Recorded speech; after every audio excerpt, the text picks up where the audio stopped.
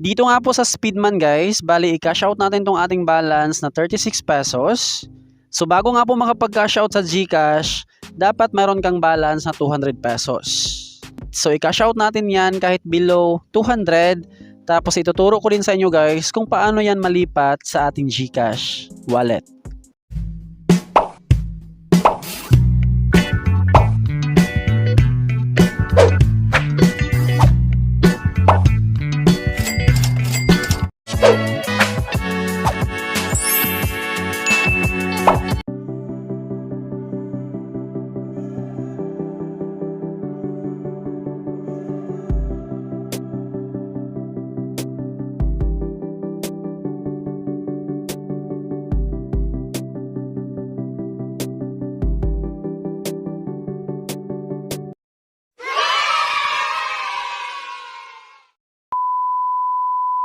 Hi guys! Welcome back! So for today's video ay cash out nga po natin itong ating earnings dito nga po sa Speedman, itong ating coins.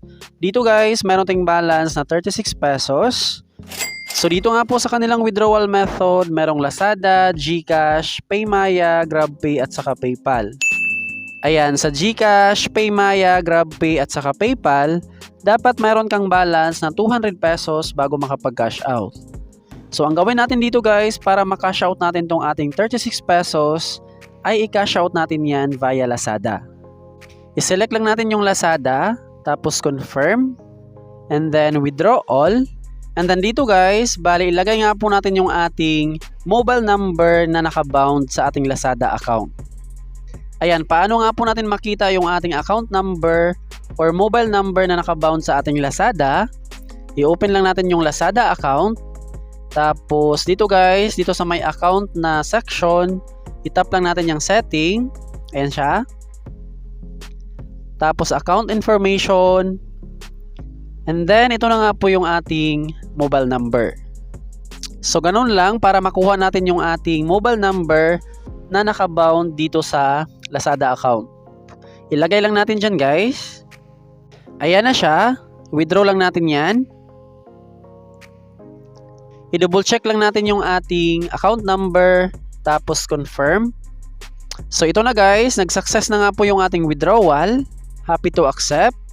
And then ito na nga po yung ating nakapending na 36.16 pesos. So i-update ko na lang kayo guys kapag pumasok na yan sa ating Lazada. Tapos tuturuan ko naman kayo dyan kung paano yan malipat sa ating GCash wallet. A few moments later. So ito na nga po siya, wala pang 1 minute, nag-success na yung ating withdrawal. Ayan guys, successful withdrawal. Tapos i-check na natin yung ating Lazada account. Ayan, ito na nga po yung ating kinash out sa Speedman, 36.16 pesos. So confirm, legit nga po yung kanilang application. Tapos ilipat naman natin yan sa ating GCash account. Itap lang natin yung ating balance. Merong dalawang option dito guys para malipat natin yan sa ating GCash. Ito yung first option.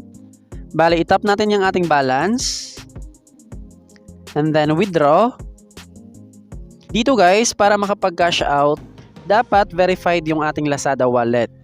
Regarding naman sa pag-verify, dapat meron tayong valid ID. Ayan, i-proceed natin siya. Tapos ito yung mga kailangan ng mga ID na dapat natin gamitin guys to verify. Merong passport, UMID, national ID, driver's license, more type, meron pang PhilHealth, and guys, TIN, at saka SSS. So hindi ko nga po siya na-verify since wala pa nga po yung aking national ID. Yung ginamit ko dito guys para makash out ko yung aking mga earnings ay yung kanilang pangalawang option. So yung pangalawang option dito guys ay ibili lang natin siya ng e-gift, GCash e-gift. Tap lang natin tong search bar. And then type natin dyan GCash e-gift. Ayan. Search. Tapos ito na yung mga e-gift guys na pwede nga po nating bilhin gamit ang ating balance. Merong 220 pesos, 540, 10,000, 1,000. So marami nga pong option dito guys na amount na pwede nga po nating bilhin gamit ang ating Lazada Money or Lazada Balance.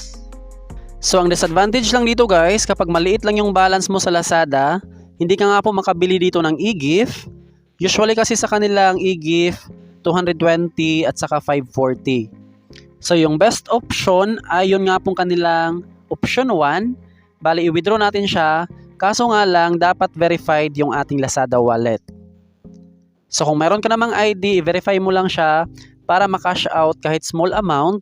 And then kapag malaki naman yung balance, pwede naman dito sa kanilang e-gift voucher. Alright, bali second option lang siya. For now, pipiliin lang natin tong 540 e-gift. Yung ating balance nga po sa Lazada, bali mabawasan nga po siya ng 540 pesos. Ayan, bago nga po natin siya i-buy, bali i-check na muna natin tong kanilang store kung legit ba. Ayan, naka-check siya guys. Tapos merong ratings na 96%. And then, ito yung mga reviews. Ayan siya. So, i-buy na natin yung kanilang e-gift na 540 pesos. Buy now. Dito naman, i-fill out lang natin yung ating active na email address. Kahit anong email address guys, basta active siya na makareceive nga po ng mga messages or email. Tapos dito sa method, pipiliin natin yung Lazada wallet. And then, place order. Up to 24 hours bago nga po tayo makareceive ng email. Pero usually naman guys, instant or minutes lang, meron na nga po tayong ma-receive na message. So ito na, payment success. Bali, hintayin na lang natin sa ating email address or email account. Ayan, ito na yung first email. Process na daw siya, tapos mag-expect tayo dyan until bukas. A few minutes later. Ayan guys, 1 minute lang. Na-deliver na nga po yung ating e-gift. Tapos ito naman yung pangatlong email wherein dito nga po natin i-claim yung ating cash.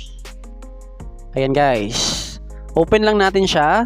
Ilagay natin dito yung ating email address na ginamit nga po sa kanilang Lazada nung pag-purchase natin guys. Proceed. And then, ito na nga po siya. So, baka magtaka kayo dyan na 540 pesos yung ating in-order. Yung 40 pesos, bali yan nga po yung tubo guys sa kanilang product. So, tap lang natin yung use. So, matik na nga po nakalagay dyan yung ating e-gift code. Tapos, ilagay natin dito guys yung ating GCash number. Retype GCash number. Tapos, yung ating email address. I-check lang natin tong checkbox. Tapos redeem. I-confirm lang natin yung ating GCash details. Tapos dito sa baba, maglagay tayo dyan ng 6-digit verification code. Alright, ma-receive natin siya sa ating email address. 501528. Copy. Paste lang natin siya. And then proceed. Ayan, nag-success na nga po siya guys. I-check lang natin yung ating GCash wallet. Kung pumasok na ba siya. Inbox. So ito na siya. You have received 500 pesos. So ganun lang guys, para malipat yung ating Lazada Money, papunta nga po dito sa ating GCash wallet.